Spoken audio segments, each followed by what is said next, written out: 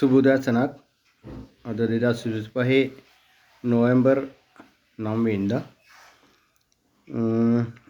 ඊයේ වීඩියෝ එකත් සෑහෙන ප්‍රමාණයක් බලලා තිබ්බා ෂෙයා කරලා තිබ්බා ලයික් කරලා තිබ්බා අද බලමු එතනින් එහාට යහනේ පිළිම තැම්පත් කරන්න ප්‍රථමයෙන් අපි තැම්පත් කරන්න ඕන පිළිම වහන්සේලා කොහොමද හඳුනාගන්නේ කියලා. ඔයාලා දන්නවා සිහිවරම් කියලා තියෙනවා, අසීවරම් කියලා තියෙනවා, අඩ සිහිවරම් කියලා තියෙනවා. එහෙම අහලා තියෙනවනේ. එහෙමනම් තව අහලා තියෙනවද සුරවරම්, අසුරවරම් කියලා? ඔන්න ඔය දෙක නම් විශේෂයෙන්ම හඳුනා ගන්න ඕන. ඔයාලට ඇවිල්ලා තියෙන සුරවර්මද්ද අසුරවර්මද්ද කියලා.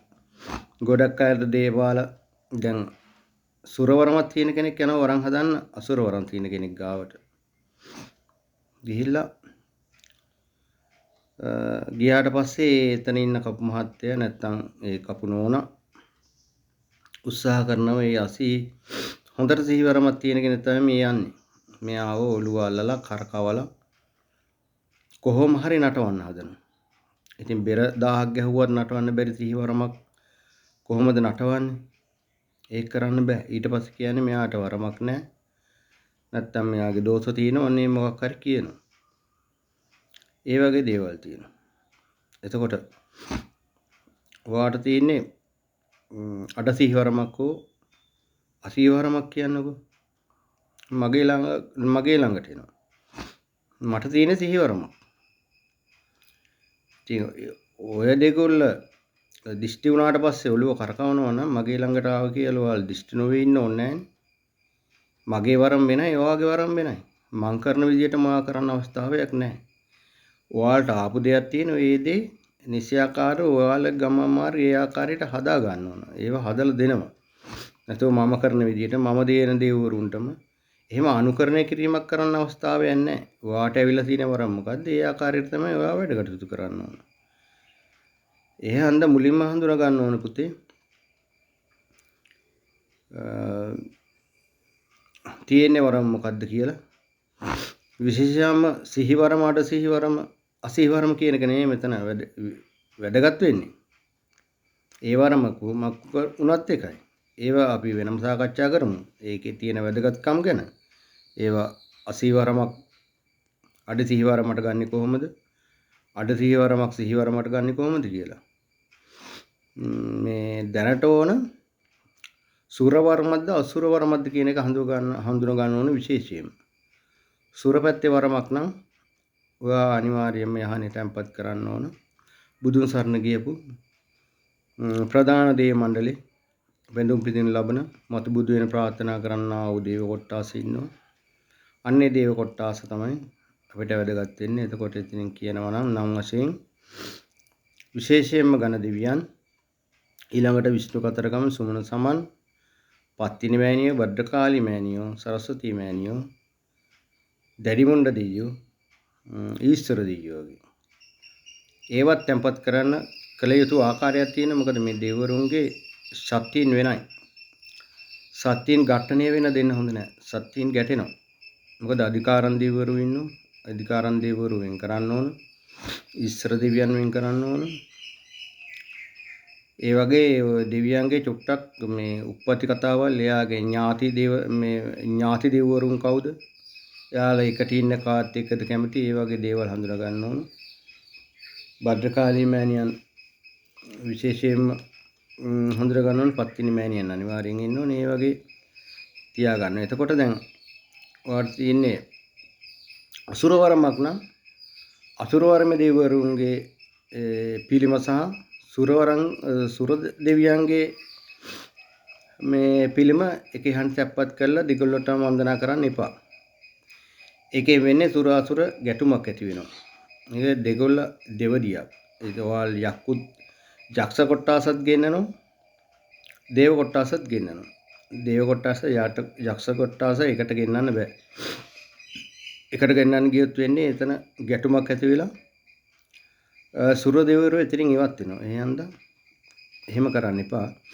ගොඩක් අය මම දැකලා තියෙනවා සෝහංකාලි මෑණියන් කියලා දක්ෂිණේශ්වරී මෑණියන්ට තමයි ඔය ඊශ්වර දෙයියෝ අර පය තියලා පා ගන්න හදන පිළිමයක් හෝ නැත්නම් ෆොටෝ එකක් තියෙන්නේ. ඒකට තමයි මේ සෝහංකාලි මෑණියන්ට වන්දනා කරන්නේ. ඉතින් දක්ෂිණේශ්වරී මෑණියන්ට සෝහංකාලි කියන වන්දනා කළාට ඔයාලට ඉතින් බලාපොරොත්තු වෙන සෝහංකාලි මෑණියන්ගෙන් බලාපොරොත්තු වෙන්නා වූ පිහිට ගන්න බෑ. මොකද දක්ෂිණේශ්වරී මෑණියෝ කියන්නේ මහත් කාලි මෑණියන්ගෙන් පස්සේ ඉන්න දෙවෙනි දක්ෂිණේශ්වරී කාලි මෑණියෝ. ඊට පස්සේ තමයි භද්‍ර කාලි මෑණියෝ එන්නේ. ඉතින් පල්ලෙහාට තමයි සෝහංකාලි ආදී සෝහංකාලි හත් කට්ටුව කැඩලා යන්නේ. ඕව පොඩ්ඩක් අධ්‍යයනය කරන්න දෙවිවරුන් සම්බන්ධව. එතකොට හඳුනා ගන්න පුළුවන්. ඉතින් ඔය ඒ දේව මෑණියෝයි භද්‍රකාලි මෑණියෝයි එක යහනේ තියන්න එපා. ඔයාට එන්නේ වරම සෝහංකාලි මෑණියන්ගෙන් නම් සෝහංකාලි මෑණියන්ගේ යහනක් එළිය තනි යහනක් හැදෙන්න ඕන. එතනින් අන තමයි භද්‍රකාලි මෑණියෝ ක්‍රියාත්මක කරන්නේ. භද්‍රකාලි මෑණියෝ සෝහංකාලි මෑණියන්ට අන දුන්නම සෝහංකාලි මෑණියෝ ඒ වැඩ කටයුතු සිද්ධ කළා දෙනවා. ඔයාට භද්‍රකාලි මෑණියන්ට කියලා ඒ කොටස භද්‍රකාලි මෑණියන්ට කිව්වන් පස්සේ එතනින් එහාට ඒ කරන ඕල් කටයුතු ඉෂ්ට සිද්ධ වෙනවා. එහෙනම් ඔය අසුර වරන් තියෙන කට්ටිය භද්‍රකාලි මෑණියෝ ඉස්සරහා ප්‍රධාන යහනේ ලේ පෙරාගෙන කෙල හලාගෙන දිව ඇදගෙන දඟලන්න එපා. භද්‍රකාලි මෑණියෝ කියන්නේ කවුද කියලා හඳුනා ගන්න. මතු පිරිමි ආත්මයක් ලබාගෙන මතු බුදු වෙන පෙරම් පුරන ඊටමත් පින්වන්ත බුදුන් ඉපදුණු දේශේ සෑහෙන වතාවක් 4-5 වතාවක් ඉපදිලා සාසන සේවයක් කළා. පොකුණු ආරාම කුටි ගෙවල් හදලා දීලා ඊටම සාසන සේවයක් කළා මතු බුදු වෙන පෙරම් පුරන උතුම් මව් කෙනෙක්. ඒ අම්මගේ ඉස්සරහ එහෙම කරන්න යන්න එපා. එහෙම කරන එකෙන් ඔයාලගේ වරමට තව තවත් විනාශ එකතු වෙන මිසක් ඔයාලගේ වරමට යහතක් නම් වෙන්නේ නැහැ. මේ ඔයාලගේ අම්මට ඔයාලා ලේත් එක්ක බත් එකක් අල්ලගෙන හින්දුන්නොත් සතුටින් බාරගන්නේ. කිරිබත් ටිකක් දුන්නොත් කිරිබත් ටිකක් දුන්නොත් නේද ඊටම සතුටින් බාරගන්නේ. එහෙනම් ඒ වගේ නොදැන හෝ දැනුවත් හෝ ඒ වගේ වැඩ කරන්න එපා. විශේෂයෙන්ම සෝහංකාලි අම්මගෙන් වරන් එනවා නම් නැත්තම් කඩවර දෙවියන්ගේ වගේ ඔයාලට ගොටු පූජාවල් දෙන්න ඕන නම් භූමියේ ඒ ගොටු පූජාවල් දෙනවා නම් විශේෂයෙන්ම මේ සූරපැත්ති දෙවිවරුන් සම්බන්ධ කරගන්න එපා වරමට. ඔයාලට මෙහෙම දෙයක් කරන්න පුළුවන්. සූරපැත්තේට ඔයාගේ වරම ඕන නම් හරව ගන්න පුළුවන්. ඒ කියන්නේ හොඳ ගමනක් යන්න ඕන නම්. දැන් ඔයාලා ඇවිල්ලා වරමක් කල්ලි ඉවර වෙලා ඔයාලට ඕන අපාය යන්නද නැත්නම් දිවි ලෝක යන්නද? දැන් ඔය විදිහට අරක්කු බීලා නටල ගුටු පුටු දීලා භූමියත් විනාශ කරගෙන දෙහි කපල හැමතැනම දාලා භූමියේ යක්ෂය බලය හදාගෙන වරම නැති කාලෙක ඒව මතුනාම ඔයත් ලෙඩ වෙලා මේ ආත්මෙ දුකින් ඉඳලා මැරිලා අර යක්ෂ කොට්ටාස අතරම പ്രേත පිසාච කුම්භාණ්ඩ අතරම ගිහිල්ලා ඉපදෙන්න ඔයා බලාපොරොත්තු වෙනවා නම් ඔයා බෞද්ධ දරුවෙක් කියලා ඉපදින එකේ තීරමක් ඇතයි කියලා මම නම් හිතන්නේ නැහැ. ඒ හන්දා ඥාති දේවතාවුන් වහන්සේත් යහමකට අරගෙන ඥාති දේවතාවුන් වහන්සේත් හොඳ ගමනක් එක්ක යමින් එයාලටත් ඒ ලෝකෙන් ඉහළට තවත් ඉහළ දෙවිත්වෝක තලවලට යන්න පින් දහම් කළා පින පාදන්න ඔයා ඥාති දේවතාවුන් වහන්සේ සුරපැත්තට හරවගෙන ඒ වැඩ කටයුතු කරන්න. ගොඩක් අය අසුරවරන් දරුවෝ භූමියේ කොට පූජාවල් දෙනවා. ඔයාලට එහෙම භූමියේ කොට පූජාවල් දෙන්න අවශ්‍ය නැහැ.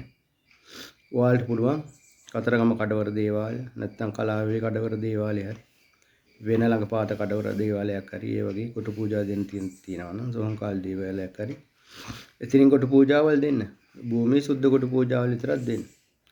ඒ කොට පූජාවල් සම්බන්ධව මම එකින් එකට පැහැදිලි කරන්නම්. කිරිබත් හදන ආකාරය, ඒ එක දේවල් හදන ආකාරය, නාන මුන කරන ආකාරය ඒවා ඉදිරියට පැහැදිලි කරන්නම්.